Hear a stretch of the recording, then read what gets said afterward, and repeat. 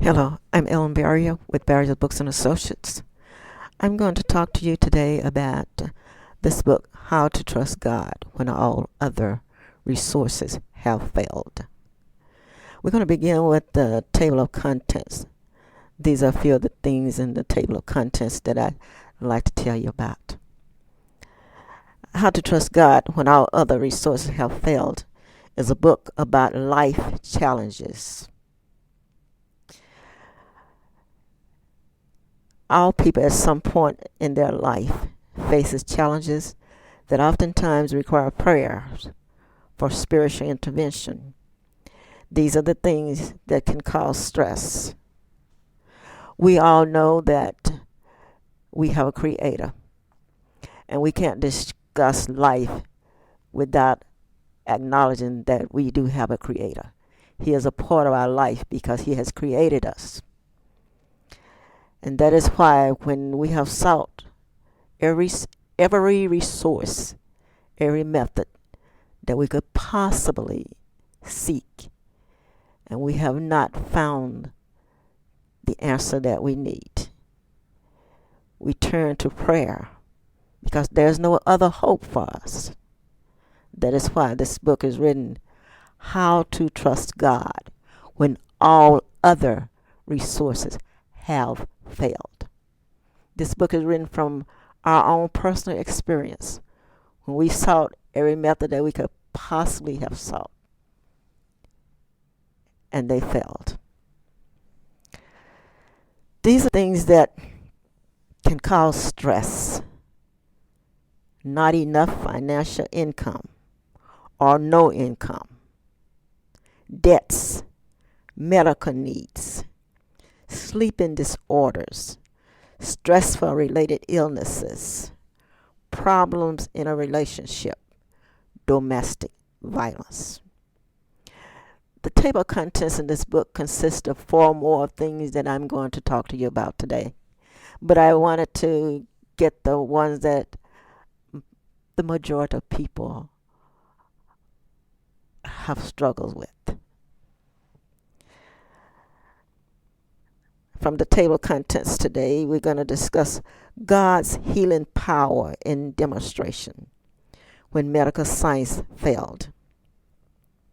This is an incident that I witnessed when I worked in the medical profession. This woman was told she could not be cured from her terminal illness after surgical procedure had been performed. She asked for prayer, and God intervened. He restored her health. After which she went home. She had been placed on no code blue. So the nurse had been informed that if she should start to pass away, do not call for a code blue. Just let her go ahead and go. Well, I was visiting with her one morning, and I asked her, I said, she was a very friendly lady, so sweet, and so patient, and easy to care for. And she and I was talking. And I asked her if she believed in the power of prayer. She said, "Oh, yes, honey, I sure do." So I told her about a miracle that my family and I had experienced with our mother, which I also mentioned in this book. But I won't go into it right now because I'm talking about this particular case. And she looked at me and she said, "Yes, I do believe in prayer." And I asked her if she'd like for me to pray for her, and she said, "Yes, I would." So I laid hands on her. Her incision was in her chest, and I laid hands on her, and I prayed with her. And I went on vacation for a few days there. When I came back, she was gone. And I asked, I said, "What happened to her?" And they said, "Oh, doctor came in, he dismissed her, and he sent her home." So she came back about a year or so later, and we didn't recognize who she was. She told us who she was. And she told us that she had a job now working at a bank, and she had met a very nice gentleman, and she was engaged to be married. And she brought us a box of candy, and it was on an Easter day. And after she had gone, we went into a room and we just cried. We cried. We cried. We said, now that is a miracle. God does do miracles. And with God, all things are possible. That's why we cannot exclude him, because he is a part of our life. His spirit dwells within us. He is to us what the potter is to the clay. That's why this book is about life. It's not about religion. I don't believe in religion. I believe in God, but I don't believe in religion. Okay, so I'm going to move ahead here. And the next thing we're going to talk about is the fact that in some point in time in everybody's life, they face a challenge where they've done everything they could possibly do, and there's nothing else they can possibly do. So they turn to prayer. And this is how to trust God when all other resources have failed. Next thing is life with Father. Life with Father is about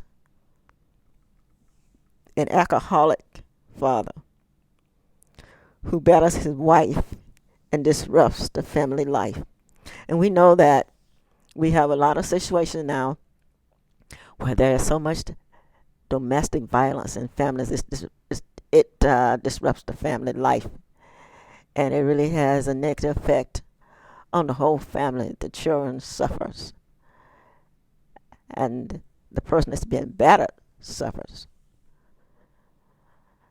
And then we go to nutrition, God's way for mankind. This section is filled with the sources of food we should eat and food we should not eat. It also has information from the Bible that tells us what we should eat and what we should not eat as well. And there are also things in reference to alcohol that is noted in the Bible. And we also know that from medical research that too much alcohol is not good to drink. It's some people drinks a little wine and they drink a little alcohol on certain occasions. They may drink a little bit, but too much indulgence is definitely not good. It's not good. It can disrupt the personality of a person and cause a person to do something they, should not do. Also, this particular chapter, it contains food with iron, contains best food sources and good food sources of iron. And it has a table of contents of vitamins, and it discusses cholesterol, and all of the things pretty much that the body needs to function properly. And we also talk about exercise to relieve tension and tone muscles. And there are diagrams that show you the type of exercise that would help to relax you and tone the muscles and get your body in good shape. And we also have a section here that talks about how to prevent back injuries when lifting, lying, sitting, and standing. And then we have the existence of demonic spirits today. When you talk about demons, a lot of people don't like to talk about demons. But when you think about the violent acts that are being committed in demonic nature, then we have to take in the fact that demons do exist. They existed in the biblical days, and they're still existing.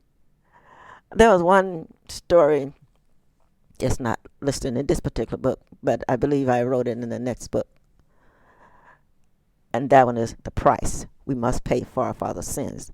But I'm not going to get into that book right now. But this particular father, he had placed it, I believe he had 3 sons. He had placed them in his vehicle.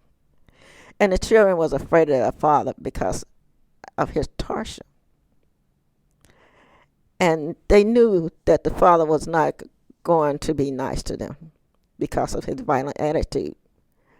So he put the boys in his truck. He took off driving with them. And then somewhere along the way, he became violent with the children, and the older son um, motioned to his two brothers to jump out of the car at some point in time. So they jumped out and they fled. But the older son was sitting in the front seat with the father. So he drove the son to a certain area, and he cut his head off, and he threw his head out the window. Now that's demonic. That is demonic. Nobody in their right mind would do something like that. We talk about the different kinds of demonic spirits. One is oppression and one is possession. But we won't get into that because that's in the book. And we also talk about, we let you know that we live in a world where acts of violence are committed by people who do not have a conscience. Demons do not have a conscience. Therefore, they cannot become remorseful because they have no conscience. The things they do are demonic. This section of stories of crimes committed that are demonic in nature. And we talk about the signs of demonic behavior. And we also want you to know that this book was written, much of this book was written from our own personal experience. When we suffer from financial distress and we sought God because all other resources have failed, and we understand that it is hard to go through a situation where you are so stressful and you don't have any money and you are without income and you don't know how you're going to make it from one day to the next. But we fell on our knees and we prayed, and when things seemed to be at their worst, God came through. And we know that with God, all things are possible. So we live in a world where we all at some point in time will face one of these situations. And when all other resources have failed, God will answer prayer. God bless you.